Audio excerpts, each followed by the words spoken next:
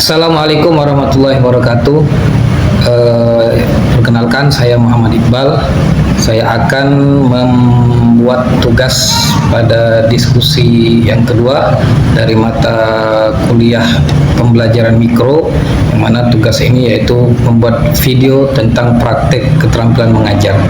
Dan saya akan memilih dua keterampilan dasar mengajar, yaitu keterampilan bertanya dan keterampilan menjelaskan. Apa yang dimaksud dengan takbiratul ihram? Siapa yang bisa menjelaskan? Silakan. Ayo, siapa yang bisa menjawab? Takbiratul ihram. Oke? Ada yang bisa? Ada yang bisa menjawab? Takbiratul ihram. Apa itu takbiratul ihram? Bisa dijelaskan?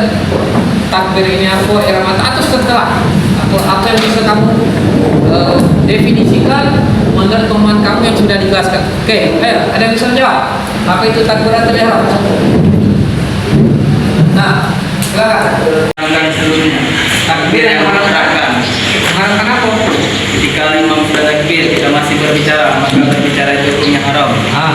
Ada yang lain kira-kira yang bisa menambahkan atau mungkin bisa memperbaiki maksud jawaban tadi. Di sini kan masih ambigu. Takbir yang mengharapkan seluruhnya. Mengharapkan apa seluruhnya? Mungkin ada yang bisa menambahkan lagi.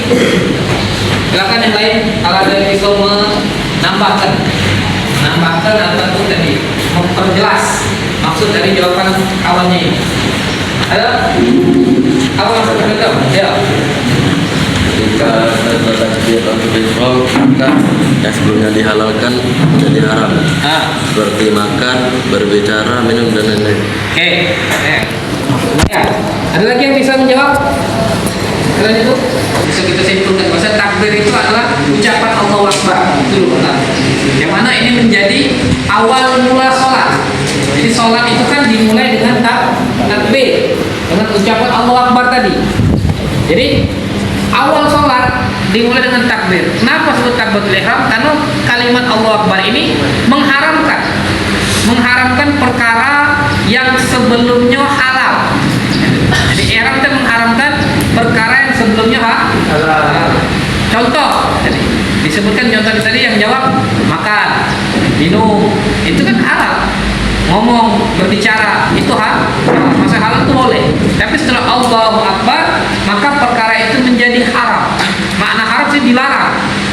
Tidak boleh dulu makan, tidak boleh dulu untuk minum, tidak boleh dulu untuk berbicara. Kenapa? Karena ketika dilakukan maka akan berdampak kepada sholatnya. Maka sholat ketika itu dianggap batal. Itu disebut dengan takbiratul ihram. Kemudian yang berikutnya, rukun yang ketiga itu al-qiyamu 'alal qadir. Kemarin kita sudah bahas berdiri bagi yang mampu. Jadi berdiri bagi yang mampu. Makna mampu sini mampu untuk berdiri ketika mengerjakan sholat. Rukun sholat yang ketiga yaitu berdiri bagi yang mampu. Di dalam kalimat selanjutnya itu ada fil fardi. Oke, al-qiyamu 'alal qadiri fil fardi. Sekarang yang nak tanya, apa maksud kata fil fardi? Saya bisa menjelaskan. Maksudnya apa fil fardi di situ? Berdiri bagi yang mampu di dalam sholat fardu. Apa maksudnya? Ayo. Siapa yang bisa menjelaskan terkait masalah fil fardi? Pertanyaan dari fil fardi. Ayo, silakan. Yang bisa menjawab? Jawab. Apa? Nah, silakan. Maksudnya itu kalau di dalam sholat wajib itu wajib berdiri. Jadi ketika sholat fardu dia wajib berdiri bagi Yang mampu. Oke, itu maksudnya fil fardi. Jadi maksud fil fardi di sini adalah berdiri bagi yang mampu di dalam sholat fardu. Maka kalau sholat fardu, jika sholat fardu kita mampu untuk berdiri, maka wajib berdiri sholat fardu. Sholat 5 waktu sholat fardu, subuh, zuhur, asar, maghrib, isya, mampu berdiri, maka sholatnya harus berdiri. Harus berdiri untuk menjalankan sholat fardu tadi. Karena kita mampu. Berbeda kalau kita memang dalam keadaan sakit yang tidak memungkinkan untuk berdiri, baru kita diperbolehkan duduk ataupun dengan posisi yang lain yang menurut kita mampu untuk mengerjakan sholat fardu tadi.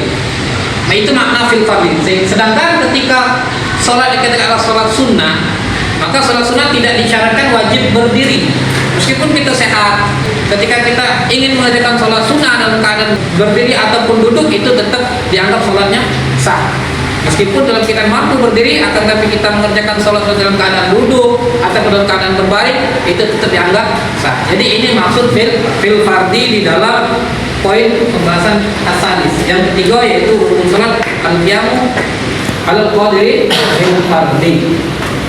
Oke, kemudian pertanyaan yang berikutnya, ini mungkin pertanyaan terakhir terkait masalah ruku. Terkait masalah ruku. Nah, jadi ruku, dia anggap ruku itu ketika seseorang itu sudah bisa menggapai, karena lu menggapai secara yakin rohatahu, telapak tangannya bisa menggapai rukbataini, itu sudah dianggap ruku. Jadi ruku itu, posisi ruku itu seandainya ketika kita sudah mampu untuk menggapai lutut, itu sudah dianggap ruku. Ini telapak tangan sudah kita bisa memegang lutut, meskipun posisi kita belum sempurna lurus, misalnya seperti ini, dan baru seperti ini, tapi ini sudah dianggap ruku. Jadi disebut ruku ketika telapak tangan sudah bisa menggapai menyentuh lutut, meskipun posisi belum sempurna, baru seperti ini. Ini sudah dianggap ruku. Sudah, meskipun secara sempurna ruku itu harus dari punggung itu lurus seperti ini. Ini sempurna. Ini sempurna. Tapi seandainya ada orang ruku yang mungkin dia tidak terlalu sempurna lurus rukunya, daripada menundukkan pinggang punggungnya ini, tapi ketika ia sudah menggapai daripada lutut, ini sudah dianggap ruku. Jadi ini terkait masalah ruku. Di ruku itu sempurnanya harus lurus.